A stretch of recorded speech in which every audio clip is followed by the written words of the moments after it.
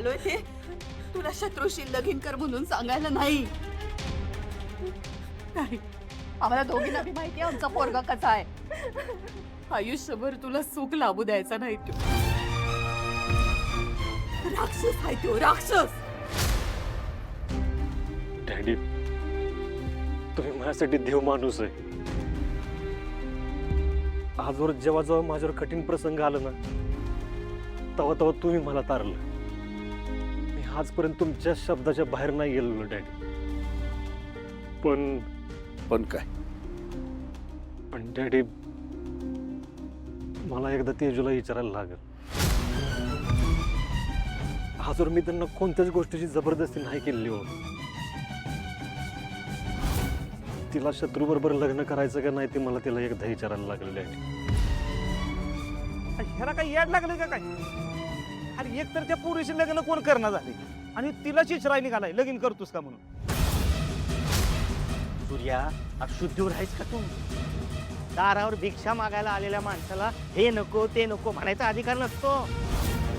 ए छत्री, काय बोलतो कळतंय का तुला? अरे जावई बापू आहेत ते आमचे, आणि काय चुकीचं बोलतायत ते. त्यांच्या बहिणीचा स्वीकार करून आम्ही काय त्यांच्यावर उपकार नाही करत. या आमच्या चुकीचं प्रायश्चित घेतोय आम्ही जे काय करतोय ते तेजूच्या भल्यासाठी करतोय. पण सूर्याला बी त्याच्या बहिणीची काळजी आहेच की काय? डॅडी, मला माहित होतं तुम्ही मला समजून घ्याल. पण तेजूचा निर्णय घेतल्याशिवाय मी नाही पुढे जाऊ शकत डॅडी. ठीक आहे जावई बापू, तुम्ही म्हणाल तस.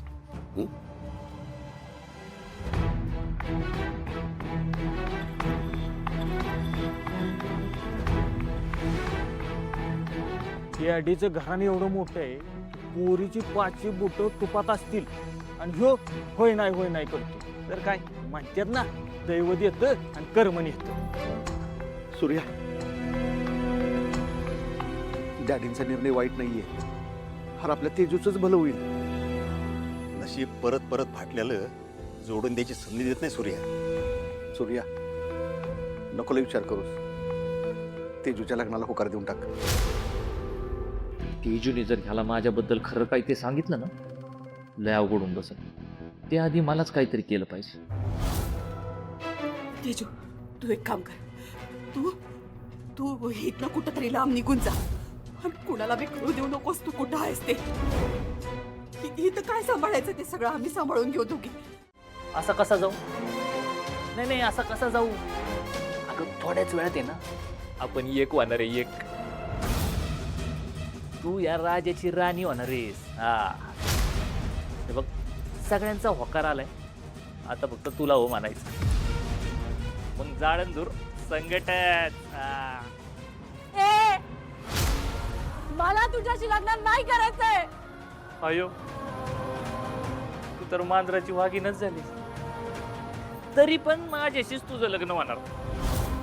आता तुझा दादा आहे ना इथं येईल. तुझं कोमल मन काय म्हणतंय ना हे तुला विचारल.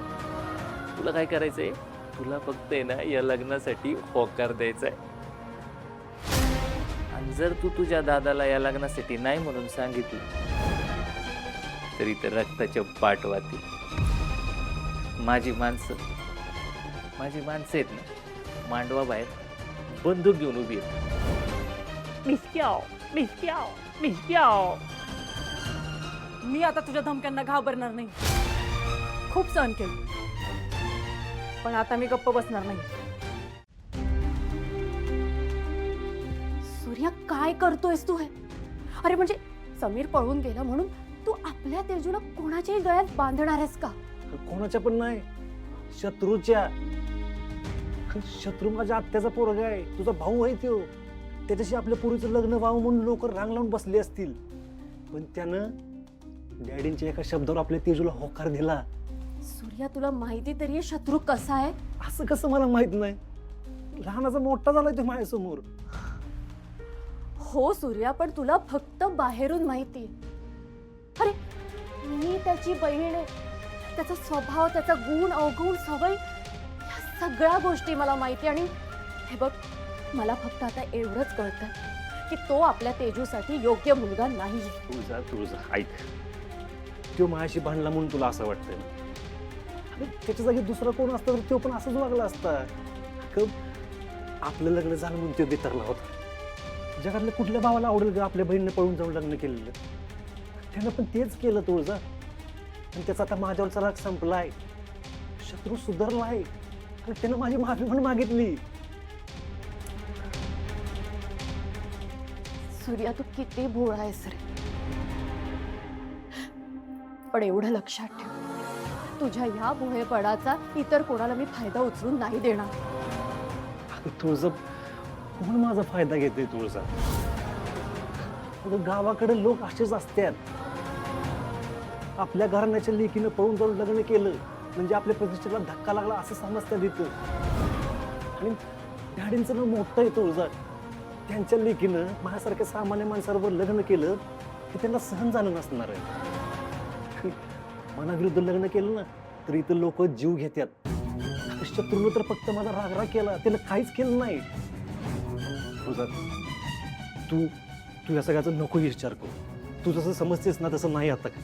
आणि अशी सोयरी काय ना आपल्याला शोधून सापडणार नाही तुझा. तुझ्या या डोळ्यावरची पट्टी मी कशी काढू रे? अरे जसं दिसतं तसं नसतं हे कधी कळणार आहे सूर्या तुला?